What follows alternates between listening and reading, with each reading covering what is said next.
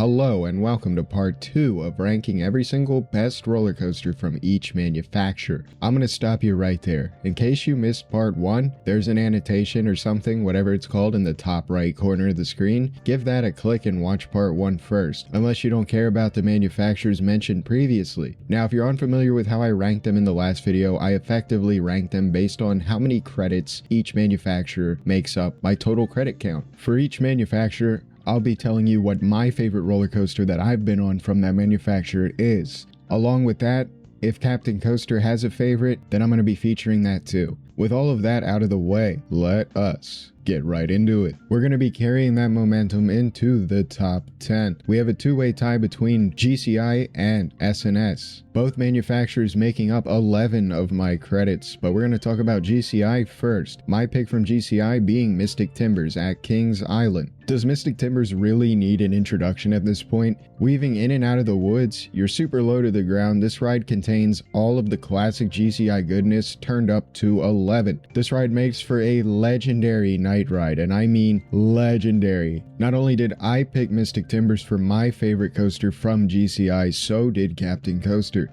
Our second manufacturer at number 10 is SNS, and my only good option I have for SNS is Max Force at Six Flags Great America. Most of my other SNS credits consist of 40 free spins and Powder Keg, and Max Force to me is significantly better than Powder Keg. Don't get me wrong, it's a great ride, but Max Force is on a completely different level. This thing is powerful. Yeah, that's right, Egenica exists at Fuji Q Highland, and that is exactly what Captain Coaster has chosen to be the number 1 SNS coaster. People who have ridden Egenica say that it is the most insane ride ever created. Even just looking at it from video footage, this thing looks nuts, but as it goes, roller coasters look more tame on video than they do in person and riding it. So if the ride looks insane on video, it's even more insane in person. A lot of people will put this ride in their top 5, some even put it in their top 3.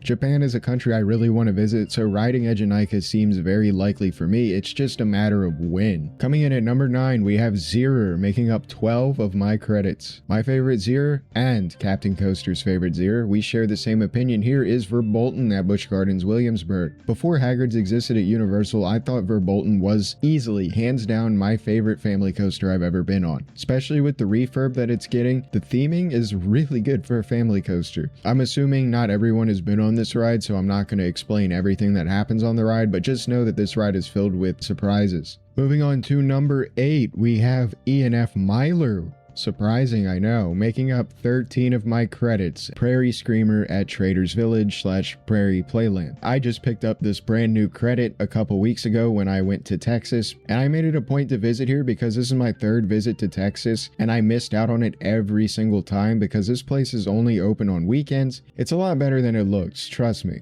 On video, it looks slow and boring or whatever, but when you're riding it, there's some pretty jank airtime on this thing. It's fun all around, and it's only $6 to ride, so if you're ever in the Grand Prairie area, I recommend going to ride this. Moving on to our number 7 spot, we have another two-way tie. This time, it's between PTC and Zamperla, both of these manufacturers accounting for 16 of my credits. We're going to start with PTC, and obviously, no brainer. Phoenix at Knoebels is my pick for best PTC, and it is also Captain Coaster's. If you haven't been on Phoenix, well, it's time to go ride Phoenix. Video and word of mouth still doesn't do this ride justice. When people say there is standing airtime on this ride, they actually mean it. Usually when people say there's standing airtime on a ride, it means you get some pretty good floater, strong ejector, or just a lot of airtime in general. No.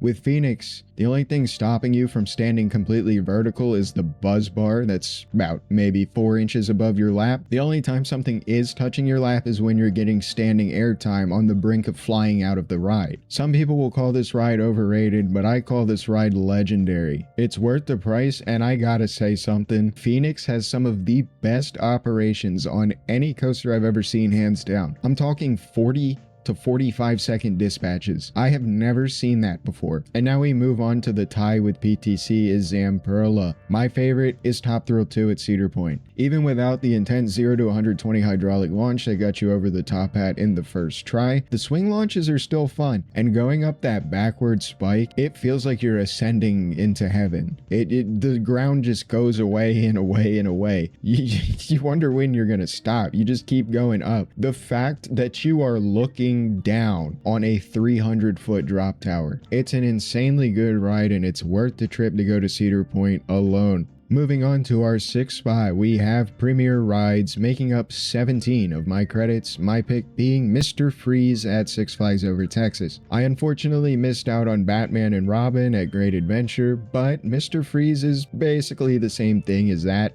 I guess. A lot of people, myself included, will tell you that this ride is packed with absolutely bone-crushing positive G's. It's a great ride in Over Texas's lineup. I hope it is around for many more years to come. Is this also Captain Coaster's favorite Premier Rides coaster? No. And the answer is pretty obvious. It's Alpenfury at Canada's Wonderland, a ride that I haven't been on yet. And I'm sure if I did ride it, I would be saying the same thing. This, even without riding it, easily looks like Premier Rides' best work. It's a fresh take on what Premier Rides have been doing over the past 10 years, that being the Skyrocket models with the occasional custom layouts like Full Throttle. I'm really hoping to make it out to Canada as soon as possible to finally ride this thing. Coming in at number 5, we have another two-way tie, and this time it is between Mach Rides and RMC, both companies making up 18 of my credits. We'll start with Mach Rides and say that my favorite Mach Rides is Time Traveler at Silver Dollar City. And honestly, when I first rode this thing, it was slow, kind of chilly in the morning, ride hasn't warmed up yet, I just couldn't get behind the hype. And then I rode it again later in the day, and again.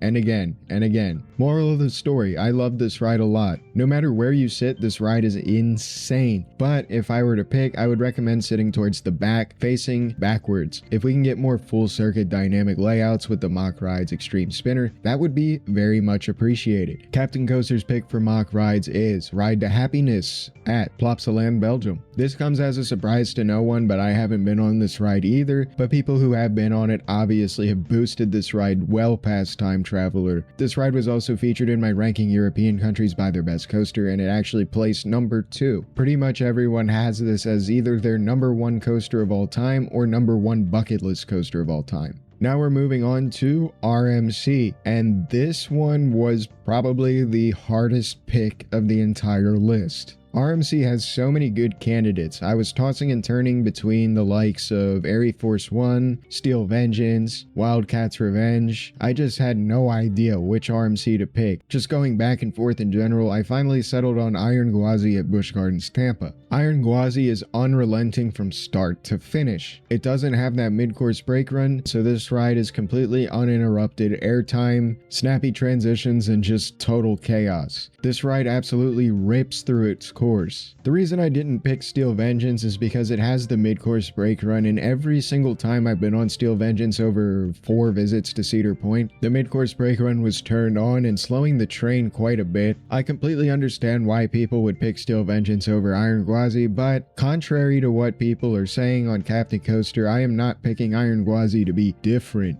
or unique. I just picked it because I liked it more. Moving on to our number 4 spot, we have Vekoma, making up 31 of my credits, and this was an easy pick for me as well. I'm picking Siren's Curse at Cedar Point. Siren's Curse is unlike anything I've ever ridden before. The Vekoma tilt coaster adding a gimmick of a tilting track where the track disconnects, reconnects with the drop, and then releases you. Unlike the one in Taiwan, Siren's Curse features a well-designed, fast-paced, and very flowy layout following that first drop. Riding this thing at night might be the go-to. The whole abandoned shipyard theming that this ride has going on fits really well at night. I also really like that this ride has lights, the really dope Vekoma lighting package on their new trains, and the onboard audio makes this ride a chef's kiss. But what Captain Coaster picked was basically Siren's Curse big brother, and that's Iron Rattler at Six Flags Qiddiya City. Everything about what I said regarding Siren's Curse can apply to Iron Rattler. I'm a little less certain that I'll be able to make it over here and ride something like this, but it would be nice. One can only dream. And now we finally arrive to the top 3, and we're going to start that top 3 off with Arrow,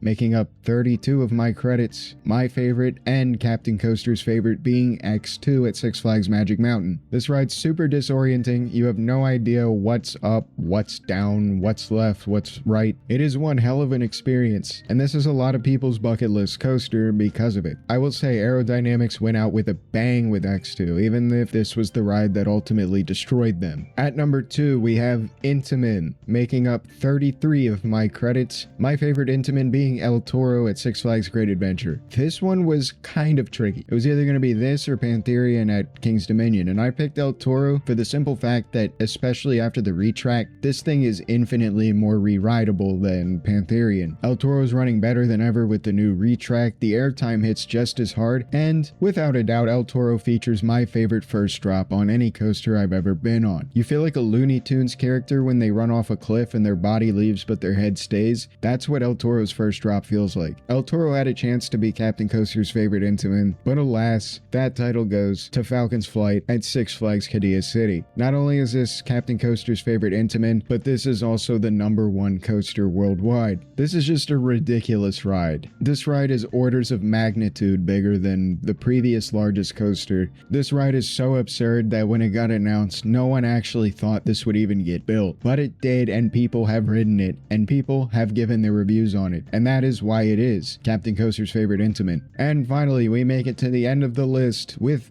B&M making up an astounding 62 of my credits. Even with 62 credits to choose from, I pick Fury 325 at Carowinds easily. Not only did I pick this, so did Captain Coaster. It's not even a contest. Fury's a legendary ride. It's perfect in pretty much every conceivable way. It is one of my favorite coasters of all time. There's nothing to complain about with this ride. It is a perfect mix of everything. That's a wrap on ranking every single manufacturer's best coaster. I'm interested in knowing maybe what's your favorite coasters from manufacturers. Are your opinions different from my opinions? Are they different from Captain Coaster's opinions? Let me know in the comments below. If you liked what you see, you should drop a sub and a like, maybe even a comment to show that you care and show that you support the cause. Or yeah, okay.